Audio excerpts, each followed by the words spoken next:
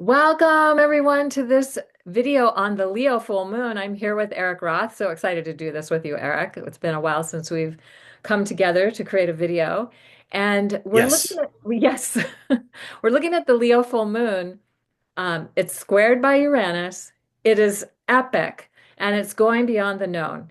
And then we're going to be also looking at events that are taking us up to the next full moon in March. And we'll be doing another video on that. So be sure to stay tuned because that is an epic total lunar eclipse that's going, and we'll show a little bit about where it's going to be visible, but definitely visible over the entire United States where we live. So we're excited. And so anyway, the this full moon is giving us the opportunity to open up our awareness to things beyond what we have previously imagined. So, anything you want to add to that? Yeah, absolutely. I do feel like this is going to be a really powerful full moon, and even Mercury will be in conjunction with the sun at the time of, or within a couple of degrees anyway, at the time of the full moon. So it's really exciting to experience, and yes, leading this up to the eclipse. So nothing else to share. Yay. So, next slide. It's not moving. Oh, there it is. Okay. Yeah. So it's February 12th, 2025, 6:53 a.m. Mountain Standard Time. That means it's 5:53 a.m. Pacific Time and 8:53 a.m. Eastern Time when the exact full moon is happening. And you, as you can see here, Uranus, you see the red lines, the sun and the moon opposite each other, and then Uranus square the sun and the moon in a pretty exact square to this full moon. So it is electrifying the energy. And one of the things I like to think of is that the sun and the moon, especially at a full moon, is transmitting directly to the earth. So with Uranus here helping to energize this full moon, it's like we're electrifying the earth with powerful life force energy, enlivening our sense of what is possible beyond what is known. So disrupting the known, enlivening the unknown. And this is, I mean, I think we do live in a culture where we kind of feel like we want to know and we want to be in the know. And we're kind of sometimes stuck there. I think this full moon is going to electrify us in a way that perhaps there's, and I feel like it's already happening in a lot of ways. Like so many things that Mhm. we couldn't have possibly imagined are happening already. Some maybe not in great ways, but others in more subtle ways, as this is going to really up-level the vibration of the Earth, the magnetic field of the Earth. That's how I feel about it anyway. So, what you got, Erik? Yeah, and it's as you can see here, there's also a trine that you've outlined on your slide here between Mars and Saturn, and in that trine we do have Mars just within a degree of this. Now they're not exactly. There's a slide that we share that there's three. This is going to be one of three trines that are happening between Mars and Saturn, and this is a water trine, so it really emphasizes the feeling function, compassion, and empathy. But then you've got these two planets which don't normally operate on that frequency by themselves, so it's an interesting contrast that's happening here. But anytime we have trines, there's usually kind of more of a easy flow of energy, so it's not necessarily like if that was a square, that would be a little more tense and stressful in the sense of the energy output. But in this case, there's more of an easy flow. So this is adding to the day of the eclipse. And because Uranus is square, the sun and the moon, Yes. it is adding to the intensity of what's happening and is possible. So, yeah, let's go to the next one. So this is showing how the moon for in many time zones and depending on your horizon line will be setting around the time of or early morning. So this is showing for Tucson, Arizona, but 6:53 a.m. the moon getting ready to set. And it's very close to a star called Regulus. We're going to share more about that star in a moment. And of course, where you see the moon that morning will depend on your time zone and your horizon line. But this is just to kind of give you an idea of at the exact full moon, how close it is to this magical star, Regulus. Mm, indeed. And we just mentioned Uranus squaring the full moon. So this Uranus will be at 23 Taurus at the time of the full moon, activating unexpected and predictable events, epiphanies, breakthroughs that are novel. There's a certain like thing where it's, we have a foundation, we build a foundation, it might go stagnant. And certainly we've been in recent history for humanity several years where we've busted open foundations and one after another, and this is another like symbol of 2025 that is helping to kind of crack things open for humanity as well. So and this is, of course, Uranus is in the sign of Taurus, so it creates an alchemy, cultivating new expressions of beauty, vision, comforts in the world. And this can also stimulate new technologies or create a greater understanding of our role for the future. And it's helpful in illuminating our relationship with the earth and taking in a more colorful and creative approach to finding resolutions. So Taurus has a strong artistic and creative vibe, and its relationship to the earth is very strong. And so, in order for it to thrive in the beauty and the comfort of the planet, there's got to be a planet for it to thrive on. So that's part of, I feel like, our comforts and pleasures, and what are we taking for granted? What are we sacrificing to have more on the material level? And what maybe new forms of technology and ideas and foundational energies can come through for us to have a more healthy relationship with that. And so this might stimulate some of that energy in this full moon that we're going to be experiencing here. We can focus our attention on that, and then it's more likely to happen if we're focusing our attention on that intent.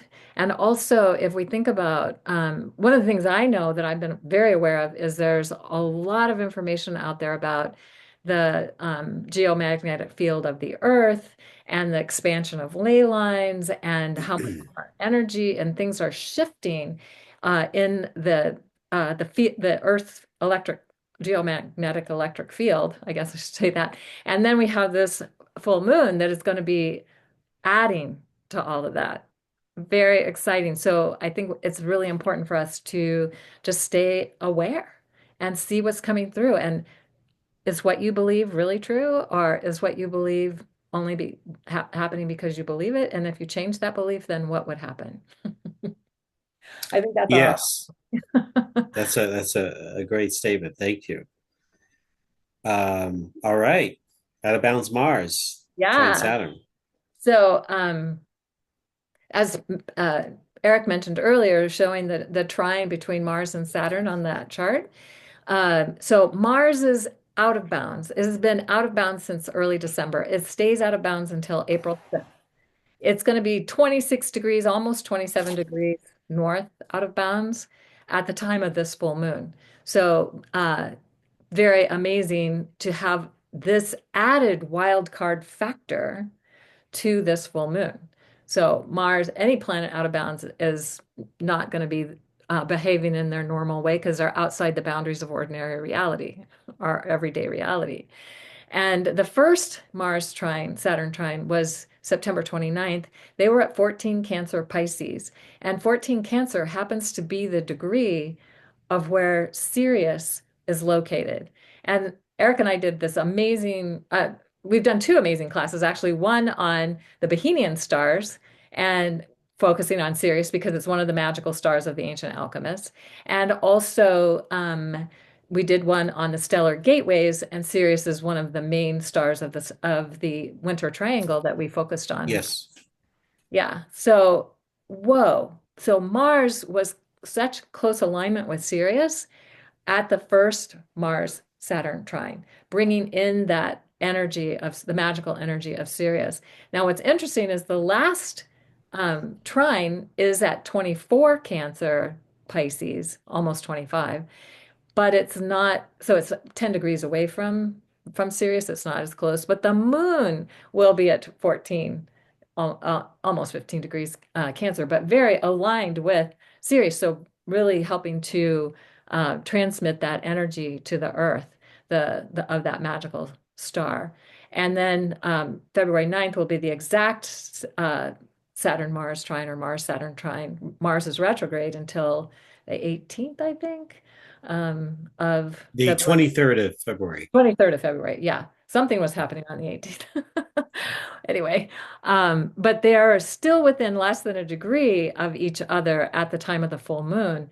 And so another wild card factor, even though what you were saying, Eric, is true, it's like we could say the calming, more gentle flow of a trine, especially a water trine at this time of this amazing full moon. But then Mars is out of bounds, so we don't know what's going to happen. It's a wild card.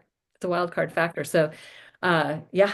Um, Anything you want to add? So it's, yeah, just to explain for everybody here briefly what out of bounds is. Oh yeah, good idea. You want me to, or do you want to? Oh yeah, I was asking you to just as Okay. Right. just So a quick the hit. sun rises and sets on the horizon, so many degrees north and so many degrees south of east or north or west. You know, the sun can only go so many degrees east, north of east or south of east or west. Um, in a year. And when it's the furthest north, it's usually in the northern hemisphere, it's the June solstice, summer solstice. In the southern hemisphere, it's the opposite season. And then it can go at the December solstice, it can go so far. Planets can go out past that. So we consider where the sun can rise and set on the horizon as representing our um, normal reality or our everyday reality. And then when the planets go Hmm. out beyond that, they're operating outside of that ordinary reality. And so that's why the out of bounds, any out of bounds planet is considered a wild card factor because it's operating outside of the norm of what we consider. Right. It's getting different kinds of instructions being out of bounds. Yeah. Yep. So new things can come in at that. So here we have at this full moon, we have this out of bounds Mars. It's also retrograde, which is not its typical way of being. It only goes retrograde every couple of years. So that's a rare factor as well. And then and to have a retrograde Mars out of bounds for so long, also a rare factor. So it's like the universe is really trying to tell us that something new, something different, something that we maybe haven't thought about before. So it's again be going beyond the known and being able to perhaps see into the unknown in ways that we haven't before. Right, right, exactly. And Mars will stay out of bounds until April 6th, and it won't go retrograde again until January 2027. So, yeah, this is a very rare time. Yeah. So, yeah, thinking about Mars retrograde in Cancer also, it's like, how is the sacred masculine taking a deeper dive into the essence of the Cancer mystery, which is how do we create a safe space for people to be who they truly are, instead of what we've had in the patriarchal culture where it hasn't been safe for men or women to really be who they are. So, True. and then with this trying to Saturn, it's like Saturn's there to help. How are we going to create this? How are we going to make this come into form? Pretty cool. Yeah, yeah, absolutely. So, just to get a little, a quick info about the archetypal essence of the sign of Leo, um, from this perspective of looking at it on a deeper level. Leo is radical, radiant, and about healthy self love at its core. It's highly creative and visionary and bold, courageous, confident, charismatic, magnetic. It's known also for being assertive and bringing self to greater visibility in the world. It's sort of this embodiment of creativity or the creatrix. We can look at it archetypally as this king, queen, or leader, or a bold corporate visionary, a brilliant coach of a team, or an activist leader, shining light into the shadows so that we all see the light and reveal what is in the dark. So it's definitely a sign that could move humanity because it is so essentially big and bold and bright in its expression to the world. So it's about connecting into that energy for us, for humanity, and looking at it from a perspective of not from really developing a more healthy relationship with ourselves, but also with humanity itself. And certain signs can be looked at as more quote selfish, but it's not so much about that. It's about the contribution that each of these signs make. And yes, it comes from the self. It serves the self in a way, but in that serving of the self, it serves community. It serves humanity too, by helping lead it to a brighter future, something that can inspire others and help them become also confident and creative in their own life. So this is what a healthy visionary or a leader or king or queen can do for other people. Um, the opposite of that would be where they're doing it only for themselves and inspiring more polarization and more of the sort of the toxic energy that is quite rampant around the world here, unfortunately. So yeah, and this image kind of captures it in a bold way. Um, having a visionary come through and being able to see the greater essence and connection with the universe and to inspire others to come forth. And it's not just only about them, but also spreading the love out to the rest of the world. I love how it looks like she's in her sovereignty. And I think that's what Leo, when it's healthy, is about being in its own sovereignty and that place of healthy self-love, so it can show up and shine and inspire others to do the same. It's like it doesn't have to outshine everybody. The shadow side of Leo does. And, so Right. we can see that very narcissistic expression, that is the shadow side of Leo. But when Leo's really healthy, it's really about showing up and shining in great self-love, self-approval, self-acceptance, the self thing, self-confidence, all those self aspects, and doing it in such a way that it can inspire others to also step up and do that as well. And that's really the intent or the essence of Leo. So this Leo full moon, and with the Uranian aspect to it, is disrupting all the old ways that we haven't. We've lived in a culture that really has said self-love is bad. That's selfish, as you were saying, Erik, selfish. But Mm-hmm. but Yeah. it's really, how do we serve our greater soul's intent through loving who we are and really appreciating ourselves and not being so hard on ourselves and not beating ourselves up all the time, which we've probably all done at some point. And so this is inspiring us to recognize when we might be doing that and then maybe come back to how can we cultivate healthy self-love. Indeed. Indeed. Well said. All right. Let's So talk on about the night Regulus. of February 12th, so we looked at the morning when the moon was setting, and this is now later in the day, 12-ish hours later, the moon is rising over the horizon. And that, of course, it depends. If you have mountains, and it'll be rising a little later. If you have a low horizon line, it might be coming up sooner. But what's fascinating about it is how close it's coming up with Regulus. The moon is rising essentially with Regulus.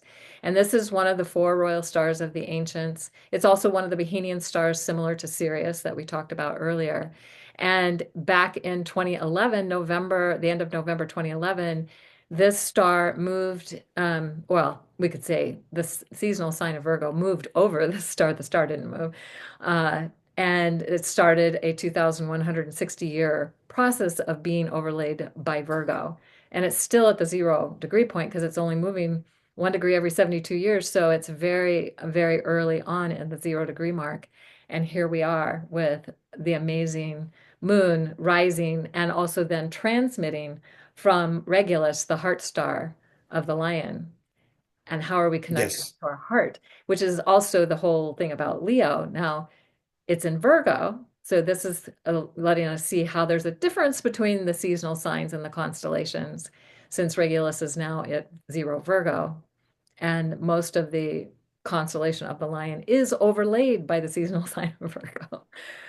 Bringing in this aspect of the sacred. How do we honor ourselves and the heart energy within each of us as sacred and not more important or less important than anyone else? This is such a great opportunity, and it's just blowing my mind in such a great way to be thinking about this full moon. So if you can be with the full moon rising on the night of the 12th, or if you can see the full moon setting in the morning of the 12th, you might not see Regulus when it's setting, because Regulus, well, I guess Regulus is above the moon, but yeah, but it'd have to be fairly dark so for you to be able to see that. But you can definitely probably see it as it's rising up into the sky that night and activating that heart energy.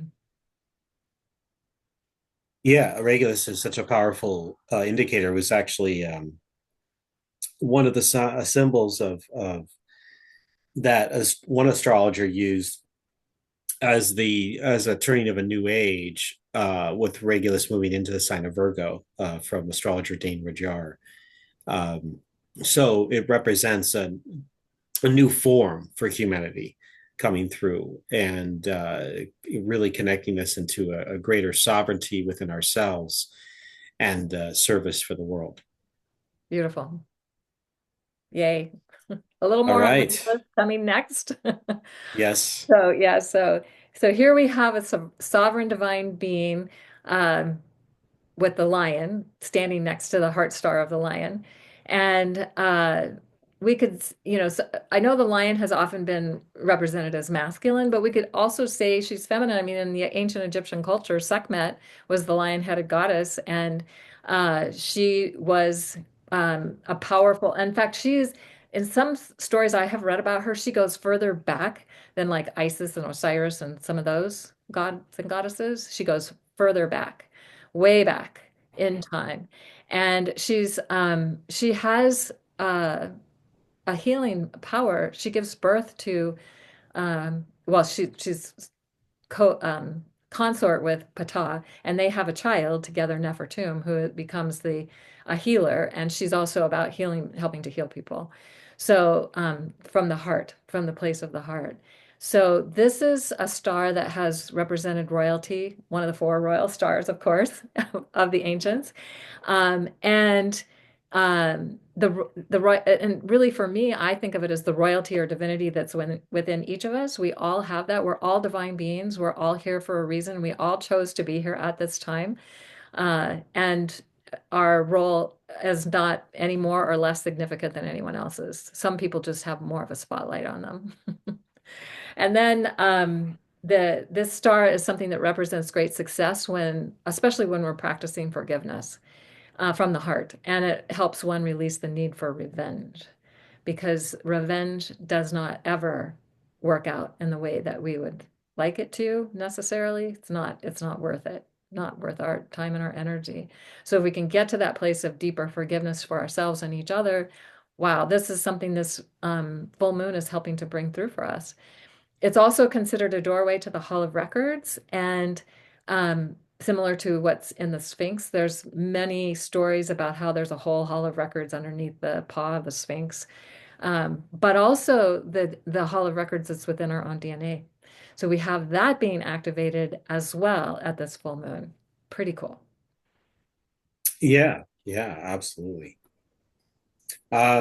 So another thing about the Lion constellation or star Regulus is that back at least 7,000 years ago, but even more back in 10,000 BC, 12,000 years ago, the constellation of the Lion rose at the vernal equinox or the March equinox point, and that was completely aligned with the Sphinx. So the Sphinx is modeled by built by the Egyptians, ancient Egyptians, after the constellation, the Sphinx. So they look to that Sphinx constellation as an inspiration to build that Sphinx. And as Cayelin was talking about, that that there's an ancient knowledge contained either underneath and within ourselves that the Sphinx represents, and the complexities of that knowledge and the sort of the riddle of life, the riddle of the universe, if you will, all contained within us and outside of us in the universe. So there's debate about how old this actual Sphinx is, but based on Grant Hancock's research, which is where this image came from here on the screen, is from the book Fingerprints of the Gods. I recommend you check that out to learn more about this. But it really captured my attention because there is actual physical evidence that this Sphinx is much older than the mainstream Egyptologists share about. Yes, I love this too. And basically, what you're saying is that so the Sphinx facing east, when the sun was rising in the lion at the equinox, Yes, it was like the lions were facing each other. And that's going to happen closer to the September equinox, but it's going to be a while before yes, that happens. But yeah, but that can only happen every about 26,000 years, whereas the March equinox or the vernal equinox, where they face each other. And then 13,000 years later, it will be at the September equinox. So that's pretty cool. And and that's kind of like at the halfway point when it reaches the autumnal or the September equinox. from the From origination, that time, what we yeah, understand is the origination of the yeah, Sphinx. Yeah. Yep. exactly, yeah. All right, So this is just something chakras. I have fun. There's 27 nakshatras, and it's based on the movement of the moon over 24 hours. So how fast is the moon moving through the sky? And it's moving about 12 to 15 degrees a day, sometimes faster, sometimes slower, but there's a way that they've divided this all up. And the 27, because it's like 27.3 days for the moon to come back to a starting place. So the moon with Regulus on the full moon on February 12th, and then it'll be like February or I'm sorry, March when 12th when the moon comes back to Regulus. Of the 11th to 12th. It depends on your time zone and where you are, but it's 27.3 days later when that's happening. And the reason it's happening like from March 12th or from February 12th to March 12th is that there are only 28 days in February. Otherwise, it would probably be off by a couple of days, if that makes more sense for people. Anyway, so each of these nakshatras have their own characteristics that have been something that the Vedic astrologers have been looking at for eons of time. And so this is one's called the Magha um, nakshatra, and it's they all have a deity that's associated with them, and this one is Petrus, and the Petrus is the ancestors. So we can call on our ancestors, we can tune into our ancestors at this full moon to really and really for the as the full moon is happening, and then for the whole next day, we can call upon this energy, and it's epitomizing the themes of honor, pride, magnificence, duty, glory, respect for family lineage or heritage, respecting traditions that pursue spiritual growth and are seeking self-realization. Traditions that seek self-realization. So this is something being energized by this full moon as and when the moon is full in a specific nakshatra, it's illuminating it in the strongest way possible for the whole entire year. So that's pretty cool to have that going on and just adding to our understanding of what's happening with this full moon. Yeah, Anything? these nakshatras give an extra layer to the meaning of things that when we look at various alignments with the planets and aspects, and even in our own chart, we could also add this to what we experience with our charts and see and tune into it, see how we feel as we tune into the particular nakshatras. So thank you. Yeah. And did you mention the crown Yeah. symbol? Oh, yeah. It's the symbol for this nakshatra is the crown. So, and the thing to keep in mind is that the stars don't move. The seasonal signs move over the constellations. So the 24 Leo to 7 Virgo is the seasonal sign of this nakshatra, and and it's over the head of the lion, but it includes the heart of the lion, the Regulus star as well. Mm, yes, yes. It's pretty apropos for this full moon to have a crown. So how are we wearing our crown? Literally or Yeah, figuratively. So, yep. exactly. So next, Uh, here we go. all Okay, right. here we have some of the things that are happening around this full moon and to the next full moon. So maybe we can just switch off with them, Eric. On so we've already talked about what we haven't talked about was a couple days before the full moon, Mercury was square Uranus. And then it's conjunct the sun, very closely conjunct the sun at the full moon. So the messenger is very prominent and present for this full moon. And then Mercury will enter Pisces on February 14th. And so it's going to begin sending messages that have to do with how do we tune into greater love, how do we heal our hearts, because this is all about the heart energy. And then of course we'll see later, but Mercury's going to go retrograde in March, right after the full moon. So um, then Sun's going to enter Pisces. You want to take that one, Eric? Yeah, so Sun enters Pisces, the season of Pisces, until they'll be there until the March equinox next month.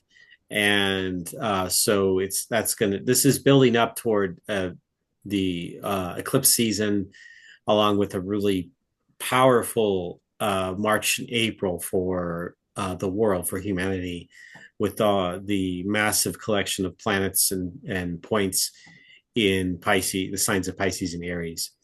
Uh, and then, of course, we talked about the out of bounds Mars stationing direct at 17 degrees Cancer. It'll be trining Mercury at that time. Cayelin, do you want to take the next couple? Well, yeah, and also just to say that Mercury enters Pisces on February 14th, Valentine's Day. So all about the heart energy. And the Yes, sun is following. So the sun and Mercury are still very close. That's just my whole point. So if we think of the sun yes. as source energy, Mercury is sourcing new messages for us from the Piscean realm of the heart and how we help and heal our hearts and we help and heal the world. So then we have Mercury conjunct Saturn in Pisces on the 25th, and on the 27th we'll have the Pisces new moon. And it's going to be in the constellation of the water bear, but also approaching Saturn. The new moon won't be exact with Saturn, but it will catch up to Saturn shortly after the new moon. So pretty amazing events that are continuing past this full moon. And then I'll let you start with the March 1st piece. Yeah, so then it leads us to March with Venus stationed retrograde for the first time in about 19 months, conjuncting the moon at 11 Aries also. So as it stations retrograde, the moon will be there. And so the moon is, you can see the moon playing such a powerful role in a lot of these alignments here that we're talking about. And of course, the moon will play an incredible role in during the eclipse season. So yeah, Venus is transitioning. It's entering into her metamorphic stage soon after that, as she retrogrades back toward the sun and then after the sun moves into Aries, she has her conjunction with the sun and so forth. So she's at the sort of the apex of her journey before she goes back and wants to go through her transformation. Um, then the planet Mercury will conjunct the North Node on the same day at 2724 Pisces. This is the first of three conjunctions with the North Node. I think Venus also has three conjunctions with the North Node too, right? Yes. And then, so yeah, that this is part of the strong activity and how, like, if we want to look at this, like the North Node is playing such a pivotal role also in these alignments because it represents our connection to humanity's higher self or future self, what we can loosely call destiny.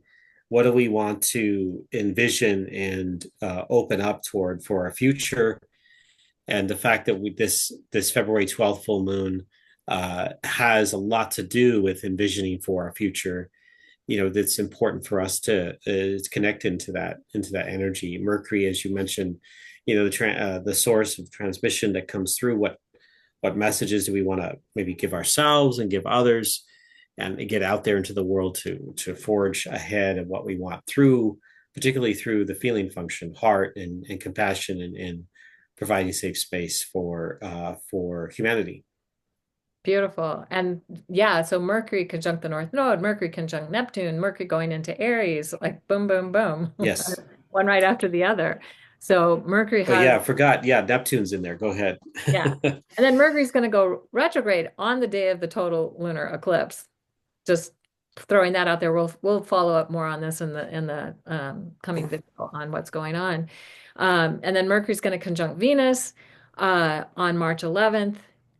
Um, and then Sun will conjunct Saturn on March 12th, and then we're going to have the total lunar eclipse, uh, Virgo full moon on March 14th, which also happens to be Pi Day, just saying. A lot of people geek out on that. It's like the number of pi, 314, 3.14 pi. Anyway, so Yes. there's a lot of things that are happening between as we go through this full moon and then go to the next full moon. So just to keep these in mind and to recognize that we're in an unprecedented time. The other thing is that all this Aries Pisces is really going to start activating even more in March and April, the dance between Aries Pisces, the Alpha and Omega. And that's something that we'll talk about more too in the next video. So I think I just want to quickly show the last slide so people can get excited. Yeah, just to also clarify that we will start seeing the eclipse on depending on what uh, coast Well, you're on the 13th, and for some it's the 14th. So it'll be in the middle of it'll be late at night on the 13th, going into the middle of the night into the early morning, the 14th. you So show the just to next slide, clarify, it kind of shows that. okay, there you go. Thank you. All right, we're good. March 13, 14, yeah. So, yeah. And the totality will very much be seen in much of North America and South America, and then partial parts of it in other parts of the world. But we'll share more about this as we get towards the that upcoming eclipse. So hopefully this has been inspiring and it's got you excited about some of the things that are going on that you can tune into. And if you can go out and see Venus in the sky, Saturn's also pretty cool to see right now. And then and especially go out and see the full moon, you cannot miss that. So hope Yes. everyone has a great full moon experience. Thank you all for being here, and look forward to next time. Bye, everyone.